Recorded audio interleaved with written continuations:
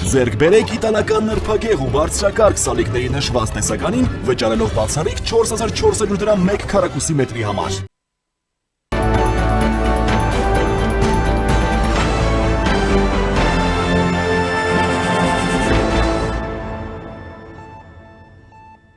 Դուք դիտում եք առաջին լրատվականը, բարև ձեզ, ես Սիրանույշ Պապյանն եմ, տաղավարում ինձ հետ է քարտեզագետ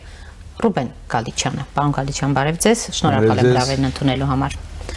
Պարոն Գալիչյան, վստահաբար հետևում եք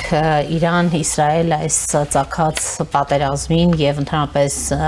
նոր քարտեզի ուրվագծմանը նաեւ տարածաշրջանում։ Ինչպես եք գնահատում, քանի որ գիտեմ նաեւ այսպես սերտ կապեր ունեք Իրանի հետ, ինչպես եք գնահատում Իրանի ներսում այս պահին տիրող իրական իրավիճակը, տրամադրությունները քարոզչությունից անդին, որովհետեւ քարոզչությունը մի բան է, մենք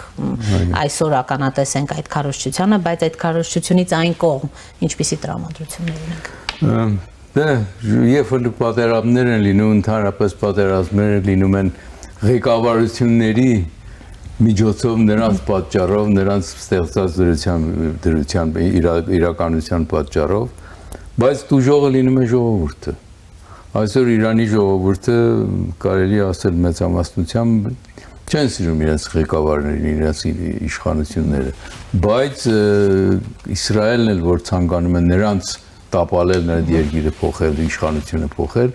արդյունքը լինում է նա, որ նրանցից մի քանի հոգի սպանվում են, իսկ ժողովուրդը ընդհանրապես ամբողջ ժողովուրդը դժվար վիճակի մեջ է գտնվում, սկսում են իրենց տները ռմբակոծվել եւ այլն։ Ես նման իրավիճակից անցել եմ դեռևս 1980-ական թվականներին եւ երբ որ Իրաքի պատերազմը սկսեց, ես Պարսկաստանում էի որոշ ժամանակ եւ ընտանիքս դեռ Անգլիա էր, ես Պարսկաստան էի եւ մոտիկից իրատես է ինչ է կատարում ժողովրդի հետ։ Առաջի հերթին վառելիք չկար, ժողովուրդը նավթ ուտելիք է թխել գազ եւ նավթ գնելու համար ժամերով, օրերով հերթի էին սպասում։ Հետո նրանք որ ավտե ունեին աշխատում էին քաղաքից հեռանալ, գնալ դեպի Կասպից ծովի շրջաններ, որտեղ ավելի խաղաղ էր եւ այլն։ Եվ ճանապարհները ընդհանրապես այնպեսի խճորումներ կար, որ ժամերով 1-2 ժամվա ճանապարհը անցնում էր 1 օր, 2 օրում, հետեւաբար վառելիքներ պակասում։ Վառելիքի դեպ պահեստներն էլ ռմբակոծված էին, հիմա էլ ռմբակոծված են եւ վառելիք գտնելն էլ հեշտ բան չէ, այնպես որ ժողովուրդը մի անելանելի վիճակի մեջ է գտնվում, ցավոք սրտի։ Ես ազգականներ չունեմ, բայց շատ պարսիկ ընկերներ, բարեկամներ ունեն, որոնց տարիներ աշխատել եմ, կապ կարողացեմ հաստատել 1-2-ի հետ, բայց ոչ բոլորի հետ։ Նրանք բոլորն աշխատում են հիմա, ինչպես Թրամփը հայտարարեց, պետք է Թեհրանից հեռանանք, որտեղ Թեհրանը վտանգավոր է, գետնին կարող ենք հավասարեցնել։ Մյուս կողմից էլ ասում եմ, մենք Իսրայելի հետ գործ չունենք, մենք չենք սկսել այս պատերազմը, չենք մասնակցում այս պատերազմին։ Բայց դե պատերազմը չսկսել է լինելու, եթե Ամերիկան իր համաձայնությունը չկատարի, երբեք Իսրայելի միայնակ չէր գործը, այդ գործը չէր անի, քանի որ այդ ռումբերը, որ նրանք թափում են Իրանի վրա, մեծ մասը ուղղակի Ամերիկայից գալիս են իրենց համար եւ դրանք գործածում են, միջոցն են իրենք։ Պարոն Գալիչյան, Իրանի հասարակության տարբեր շերտեր ինչպես են օրինակ վերաբերվում այս շարունակվող պատերազմի ռիսկերին եւ հնարավոր հետևանքներին։ Հետևանքները արդեն իսկ նաեւ տնտեսական գետնի վրա դուք ներկայացրիք, թե ինչ առաջին անհրաժեշտության ինչպիսի ապրանքների ու խնդիրների առաջ է հասարակությունը կանգնելու, եթե որոշակի այսպես երկարաձգվի այս պատերազմը։ Գիտեք, ընդհանրապես եկեք տեսեք ինչից սկսեց այս պատերազմը, ինչն էր պատճառ դարձավ որպես լինի։ Մինչև 1978-80 թվականը Իսրայելի եւ Իրանի հարաբերությունները նորմալ երկրների հարաբերություններ էին։ Բայց երբ որ այդտեղ իսլամական ռեժիմ ստեղծվեց, արդեն դա հակասում էր Իսրայելի երկարատև ծրագրին։ Ես քարտեզներ եմ տեսել Իսրայելի պատրաստած, որոնք Իսրայելի նպատակ ունեն, որ լինի Եգիպտոսից մինչև Պարսից ծոց Իսրայել լինի։ Եթե թագավորի ժամանակ էր մինչև Պարսից ծոցը բավարարում էր, իսկ հիմա Պարսից ծոցից են կոմել իսլամական մի հատ երկիր կա։ Իսրայելը մտածում է, որ իր շուրջը կան Հորդանանը, Իրաքը, Լիբանանը, Սուրիան, հետո հիմա Պարսկաստանը, դեռ արաբների մասին չեմ խոսում, որտեղ նրանք ամերիկացիներին ծախված ժողովուրդ է երկիրը արդեն այդ տեսակետից, բայց նրանք իրենց թշնամի են համարում եւ ցանկանում են, որ այդ բոլոր ամբողջ տարածքները սկսած Եգիպտոսից մինչև Պարսկաստան գոնե լինի իրենց վերահսկողության տակ ռեժիմներ լինեն իշխանություններ լինեն մի որ բարեկամ լինեն Իսրայելին եւ շարժվեն Իսրայելի ասածով ես քանի որ քարտեզագետ եմ հետո զուտել եմ քարտեզները հնությունները եւ այլն հետաքրքիրն այն է որ հնադարյան միջնադարյան հնադարյան քարտեզները ոչ մետեղ Իսրայել անուն գոյություն չունի Պաղեստին է անուն այդ շրջանի եւ Պաղեստինի ժողովրդին այսօր ամենադժվար վիճակի մեջ է դրել Իսրայելը, որը տիրացել է այդ շրջաններին առաջին եւ երկրորդ համաշխարհային պատերազմների ընթացքում։ Դերը կանգնել, գիտեք, դրամով գնել են հողերը։ Դրամով փողերը արաբական արաբներից ողերին եւ երկիրը ստեղծել են, լավ երկիր են ստեղծել իրենց համար շատ լավ է, բայց ոչ մի բարի հարևանի համար հարմար իշխանություն չի։ Եվ դա ստեղծվել է մի տեղ, որը նախկինում Պաղեստին է եղել միայն։ Եվ որևէ քարտեզում միջնադարյան փաստորեն հիշատակում չի եղել այդ։ Իսրայել չկա, իսրայելիցիները նույնիսկ եթե Սուրբ Գիրքը կարդաք, Մովսեսը երբ որ Կարմիզովը ճեղքեց, որ իսրայելցիները վերադառնան, Պաղեստին վերադառնան։ Ոչ թե Իսրայել վերադառնա։ Պարոն Գալիչյան, հնարավոր է օրինակ Իրանում ձեր կարծիքով ներքին տրանսֆորմացիա հաշվի առնելով նաև հենց այն խոսույթը, որ դուք էլ նշում եք հասարակությունը չի սիրում իր ղեկավարությանը, այս տրանսֆորմացիան տեղի ունենա այս խորացող ճգնաժամի ֆոնին։ Ճիշտ ասած ես քաղաքականագետ չեմ, բայց իմ կարծիքով ժողովուրդը քանի որ փորձեց մի 2 տարի առաջ նման մի գործ անել եւ իշխանությունները շատ խիստ անդրադարձան հակադարձեցին դրան մեծ կոտորած եղավ այդ ժանց ընթացքում բայց ամենայն դեպս ժողովուրդը կցանկանար թե իշխանության նշանափոխություն լիներ դա բայց իշխանափոխությունը եւ ժողովրդին այսպեսի այս վիճակի մեջ դնելը իրարու հակասում են եթե իշխանափոխությունը լինի իշխանափոխությունը պիտի լինի մեկ իշխանություն, որ ժողովրդին հարմար լինի։ Այսօր այդ կազմակերպված ուժը կազմակերպությունները Պարսկաստանում չկան, չեն թողել, որովհետև իսլամական ռեժիմը ժամանակին փոխանակ իրենց հետազոտություններ, իրենց լրտեսություններն անեն իրանց թշնամի երկրներում, Իսրայելի դեմ չգիտեմ, ներքին խնդիրներն էին լուծում։ Իրենց ներքի Պարսկաստանի եղած խնդիրները ժամանակ չունեին իրական դրսից եկող խնդիրները լուծելու նրանց արդյունավետ գործ տանելու այդ շրջանում։ Հետո էլ Իսրայելը երբ որ տեսավ որ Պարսկաստանը արդեն իսլամական երկիր է, առաջի օրվանից նպատակ ուներ որ ոչնչացնել այդ իշխանությունները եւ զինվորական ուժը։ Հետո էլ երբ որ արդեն Պարսկաստանը ուներ միջուկային էլեկտրոկայան եւ միջուկային զենք ստորագրելով միջուկայի զենքի չբազմացման պայմանագիրը իրավունք ստացավ որ ուրանը ինքը հարստացնի եւ այլն բայց դա դեռ չէր ոչ Ամերիկային ոչ Իսրայելին քանի որ մտածում էին կարող է օրից մեր հասցնի ընդեղի որ դա Պարսկաստանը այլնոց միջուկային զենք պատրաստի մինչդեռ Խոմեյնիի ժամանակ Խոմեյնին այսպես ասած ֆաթվա է տվել, ֆաթվան նշանակում է անբեկանելի մի կարգադրություն կրոնական, որ մենք միջուկային զենք իսլամին դեմ է, չենք ցանկանում ունենալ։ Ներկա իշխանություններն էլ ամեն տեսակ աշխատում են ցուցադրել, որ այդ հարստացումը ուրանի իրենց վառելիքի նպատակով է։ Այդ բանակցությունները գնացին մինչև 2018 թվականին Թրամփը որոշեց միակողմանի դուրս գալ այդ բանակցությունից։ Մինչդեռ այն ժամանակ արդեն դիտորդներ կային Պարսկաստանում։ Երբ որ միակողմանի դուրս եկավ, պարսիկներն ասացին մենք ուրեմն փակում ենք, պետք չի դիտորդները գան տեսնեն ինչ են անում։ Հետո սկսեցին ասել, որ Պարսկաստանը միջուկային զենք է պատրաստում եւ այլն, մենք պետք է ոչնչացնենք այդ։ Ես հիշեցրեց 2003 թվականի Իրաքի պատերազմը, մասսայական զենքերի, ոչնչացման զենքերի ունենալու պատերվակով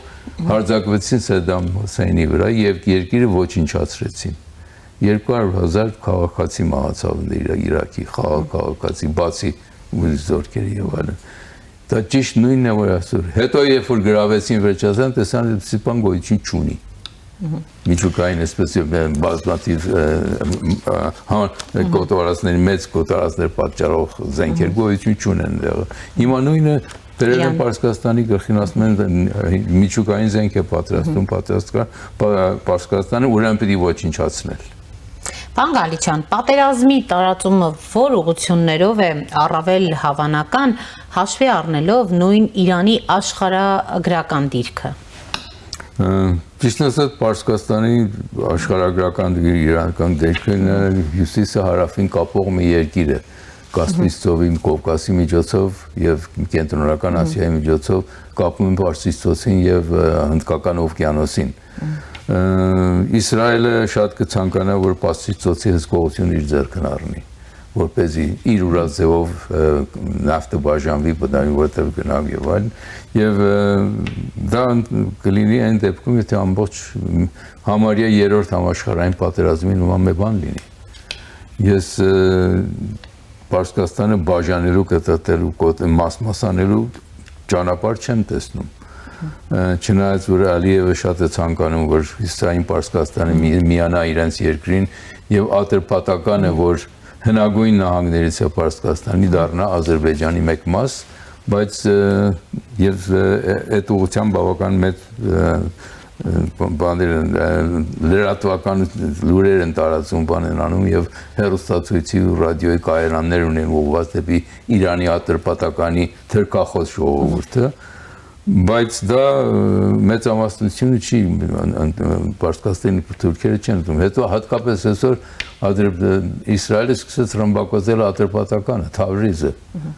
Եթե իրենց բարեկամներն են ադրբեջանցիները, այնտեղ էլ ադրբեջանցի են ապրում, ուրեմն չպիտի ռմբակոծես դրանց։ Երկու հակասական բաներ են կատարվում։ Պարոն Գալիչյան, տեսեք, գալով մեզ Հայաստանը ինչից պիտի ամենաշատը զգուշանա, անվտանգային, տնտեսական, թե լոգիստիկայի առումով։ Մեր տեսակետից ամենակարևորը մեր լոգիստիկան է, Պարսկաստանը մեր միջոցն է, որ հասնում ենք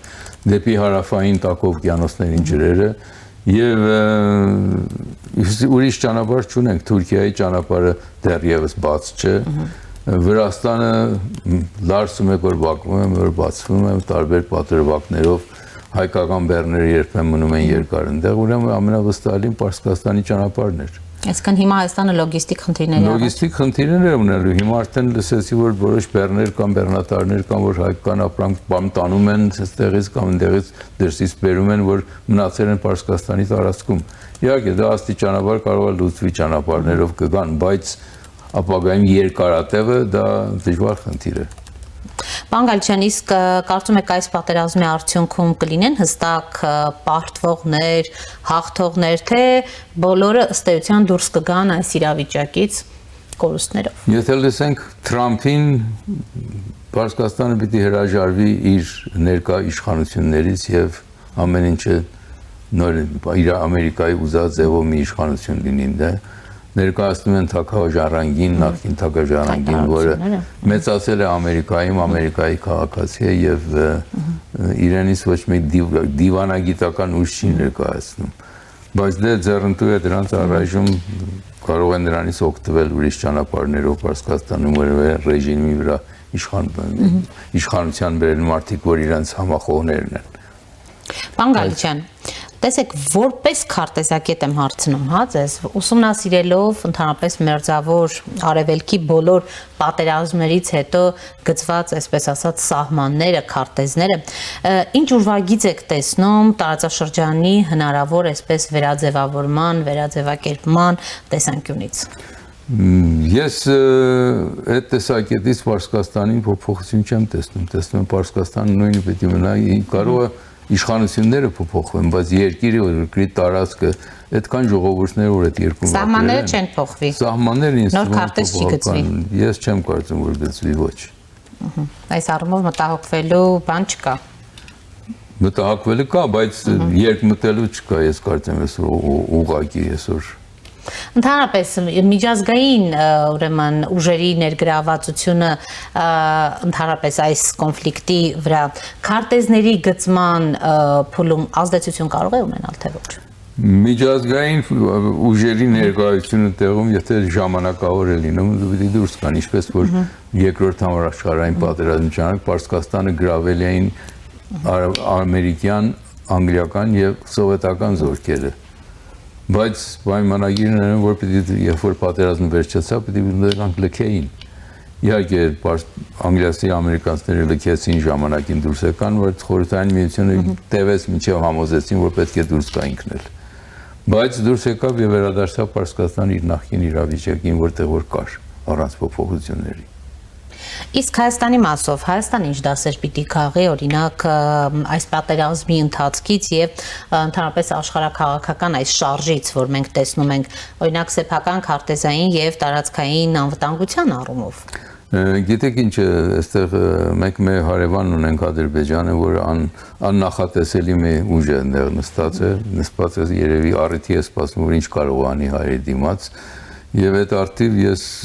չեմ կարող ասել, որ ամեն ինչ ապահով է, ոչ, մենք զգուշավոր պիտի լինենք պատրաստ լինենք ամեն ինչ Ադրբեջանին սպասելու, եւ Պարսկաստանն էլ քանի որ ամենից զբաղված է իր ներքին խնդիրով, իր պատերազմով Իսրայելի դեմ, եւ կարմիր գիծ էր նշել, որ պիտի Զանգեզուրի միջանց կոչեցյալը չի կարող լինել։ Իսկ Իրանը ունի հստակ այո դիրքորոշում այս հարցում։ Դիրքորոշումը կպահպանի, քանի որ իր ճանապարհը դեպի հյուսիս է Հայաստանի վրա է անցնում, ոչ թե Ադրբեջանի վրայով անցնող ճանապարհը իրենք վստահելի չեն համարում։ Մինչև այսօր դեռ չեն օգտագործում այդ ճանապարհը։ Եվ ասում եմ, պետք է մենք զգուշ լինենք մեր դիվանագիտական կարողությունները գործածենք, որ մենք այստեղում լինենք գոյություն ունենանք, մնանք Պարսկաստանում ինչ ռեժիմ որ լինի, որը որ լինի, մենք պետք է մեր բարեկամը նրանք լինեն մեր բարեկամները, քանի որ միակ մեր հարևանն են, որ մեզ հետ համախոհ են այդ տեսակետների մեջ։ Ըստ էության իրենք են պահում, այսպես ասած։ Իրենք էլ սպառնացել են Ադրբեջանին, այսպես կարմիր գիծ է միջանցքը եւ չես կարող անցնել։ Եվ փաստորեն Իրանը խառը լինելով այս իրավիճակում։ Այո, Ադրբեջանը մի քիչ վախենալով դրանից վերջերս հայտարարեց, որ մենք իրավունք չենք տա որևէ Իրանի վրա հարձակվող ուժեր մեր հողից կան անցնեն Պարսկաստան։ Այսինքն Իսրայելը քանի որ այնտեղ հենակներ ունի, դրանից չենք թողի օգտվի։ Իսրայելը օգտվի հարձակվելու Պարսկաստանի վրա, բայց դա ասելը մի բան է, անելը մի ուրիշ։ Տեսեք, նույն Հայաստանը օրինակ նույն սահմանագծման սահմանազատման հարցերի հանձնաժողով ունի, առաջի փուլն ավարտվեց, երկրորդ փուլում տեղաշարժ դեռ չկա, պարոն Գալիչյան, այս փուլում որքանով է իրատեսական ընդհանրապես սահմանազատում շարունակելու։ Սահմանազատումը իրատեսական պետք է որ լինի, բայց մենք պետք է որոշ չափով ճնշում տնենք Ադրբեջանի վրա, սկսի շարժվի, որտեղ արդեն 1 տարի ու կես առաջի Տավուշի 1 կտոր եղավ, դեռ կիսատ է մնացել ընդեղինը, նրանից հետո ոչ մի շարժում չկա։ Բոլորս նստել սպասում ենք, թե ինչ պիտի անի ալ, եւ ես կարծում եմ, որ միջազգային հանրությունն էլ Եվրոպան էլ մեղսակից է, թե որ չի դիմում Ադրբեջանի այդ գործը, որ անպարտադրի, որ այդ գործն անի, քանի որ տնտեսական տեսակետից կապված են Ադրբեջանից ստացող ռուսական գազի եւ նավթը առնելուն։ Այսինքն իրանք երկու գործ են անում այստեղ, իրանք այն սանկցիաները, որ դրել են Ռուսաստանի դեմ, իրանք շրջանցում են Ադրբեջանի միջոցով։ Իսկ Ադրբեջանն էլ օգտվում է դրանից եւ ինքը ավելի հարստանում է, ավելի շատ զենք է ձեռք բերում մեր դիմաց գործածելու իր ցանկացած Հայաստանի դեմ։ Պարոն Գալիչյան, վարչապետը տևական ժամանակ է հայտարարում է, որ պատերազմ չի լինելու է խաղաղություն, Հայաստանը պատրաստական է պայմանագիրը ստորագրելու, օր ու ժամ ու տեղ է ասում, որոշենք եւ իրականացնենք, կողմերը եկել են այսպես բոլոր 17 կետերի հետ կապված մարտ ամսին դեռևս համաձայնության, այս պարագայում երբ ունենք այսպիսի լարվածություն, որքանով է հավանական համարում ընդհանրապես այդ պայմանագրի կյանքի կոչումը ընդհանրապես որքանով է հավանական եւ հնարավոր ամեն կերպ պատերազմից խուսափելը։ Պատերազմից ներքևից խուսափելը միակ մեկ ճանապարհն է, ասում են, որ աքսիոմ կա միջազգային, որ ասում են պայմանագրերը, խաղաղության պայմանագրերը ապահովություն չեն բերի ժողովուրդներին։ Անվտանգությունը, ապահովությունը կբերի միայն ռազմական ուժը։ Այսինքն դուք եթե գոնե հավասար դիմադրելու ուժ կարողանաք ունենալ, որ դիմացինի դեմը դուրս գա։ Միայն դա է, որ ապահովելու է անվտանգությունը։ Ուրիշ բան չկա։ Եվ այսօրվա աշխարհը այդ ուղղությամբ է գնում ամբողջովին։ Պարոն Ղալիչյան, Հայաստանը ինչպես պիտի դիրքավորվի այս առկա կոնֆլիկտում։ Ես կարծում եմ, որ մեր դիրքավորումը ճիշտ է, մենք ցեզոքություն պիտի պահպանենք այստեղ, քանի որ այդ երկու երկրներից մեկը մեծ բարեկամն է, մյուսը մենք չենք ուզում թշնամի դառնանք նրան։ Բայց մեր ցեզոքությունը շատ կարևոր է պահպանելը։ Պարոն Ղալիչյան, երբ ասում եք նաև միջազգային հանրությունը պիտի ճնշում գործադրի սահմանազատման, սահմանագծման հետ կապված, կարծում եք ադրբեջանական կողմը ամեն կերպ փորձում է խոչընդոտել ընդհանրապես այս գործընթացը, որ առաջ գնա։ Այո, Ադրբեջանը խոչընդոտելու է, եթե այսօր պայմանագրի են, որ խաղաղության պայմանագրի համար որոշ պայմաններ են դրել, որ այս գործերը սրանք էլ հավելյալ պետք է ընդունեք։ Եթե մենք այսօր դրանք ընդունեցին, վաղը նորերը կներկայացնի նոր բանը, որ Խոջալուն պիտի որպես ցեղասպանություն ընդունեք, հայկական ցեղասպանությունը պիտի մոռանաք, պիտի հերքեք, որ այդպեսի բան գոյություն ունեցել է։ Էդ էլ ընդունեք մի երրորդ ուրիշ բան կստեղծի, այլևս ցանկություն չունի խնդիր լուծելու։ Նա ցանկություն ունի քաշ տալու այս խնդիրը եւ ինչքան կարելի է Հայաստանին նեղ վիճակի մեջ դնելու եւ մեղադրելու Հայաստանի ղեկավարությանը, որ այս վիճակը նրանք են հասցրել իրեն։ Այստեղ մի բան մոռանում եմ, որ Հայաստանի ղեկավարությունը ընդունեց այս պայմանագիրը, որը ինքը Ադրբեջանը առաջերտին հայտարարեց, որ խաղաղության պայմանագրի տեքստը վերջնականացրել են։ Հետո ինքը չի ստորագրում։ Հայաստանը համաձայն է ստորագրելու, ինքը չի ստորագրում։ Նախապայմաններ է առաջ քաշում։ Նոր պայմաններ, նոր նախապայմաններ է առաջ քաշում։ Որի հետ կապված Հայաստանն էլ իր հստակ դիրքորոշումն է հայտնում, բայց սա էլ տեղից այս առումով չի շարժվում։ Սահմանազատումն է նույն վիճակի մեջ։ Պարոն Ղալիչյան, կարծում եք այդ հատվածում սահմանազատում անելու հետ կապված է խնդիրներ տեսնում, այսինքն երբ այս փուլում, այսպես ասած, մենք տալու բան ունեինք, առաջին փուլում սահմանազատման, ոգևորված էր իրականացրին, հիմա երկրորդ փուլում այս ինքը տալու ունի այսօր ամբողջ այդ 240-50 քառակուսի կիլոմետր բարձրունքը, որ գրավելը պետք է տամես, վերադարձնի, Տավուշում էլ ունի մոտ 80-90 քառակուսի կիլոմետր հողային տարածքներ, որ գյուղատնտեսական տարածքներ, որ գրավել է։ Այդ բոլորը պետք է մեզ վերադարձվի։ Ինչ հետո վերադարձվով, հետո ժողովրդին ինչ պիտի ասի։ Ես Հայաստանից ինչ պահանջներ ունեմ։ Այլևս գոյություն չունեն դրանք։ Եթե գոյություն չունենան, իր աթոռը խախոլ կլինի։ Ինքը ասելիք չի ունենան ժողովրդին, որ ես ձեր համար տեսեք ինչեր եմ անում։ Այսինքն մեզ այդ կոնֆլիկտը իր աթոռը ամրապնդում է։ Իր իհարկե ամրապնդում է եւ իր ծրած տեղեկությունները, ապատեղեկությունները ցավոք սրտի մեր ընդդիմությունները զարգացնում եւ ծրում են Հայաստանում։ Ինչն ամենասարսափելին է այս փուլում։ Ամենասարսափելին դա է, որ ներքին տեսակետից Ադրբեջանի եւ Ռուսաստանի ծրագրերը մեր ներքուն Մերոնց ձեռքով ներկայացվում է ամեր հանրությանը։ Սա ամենավտանգավորն է նաև անվտանգության տեսանկյունից, պարոն Ղալիչյան։ Իսկ ինչ նպատակով է արվում ձեր։ Ինչ նպատակով, որպեսզի նախկինները վերադառնան իրենց թալանացները փրկեն։ Շնորհակալ եմ, պարոն Ղալիչյան։ Խնդրեմ։ Առաջինի տաղավարում զրուցում էի քարտեզագետ Ռուբեն Գալիչյանի հետ։ Կհանդիպենք։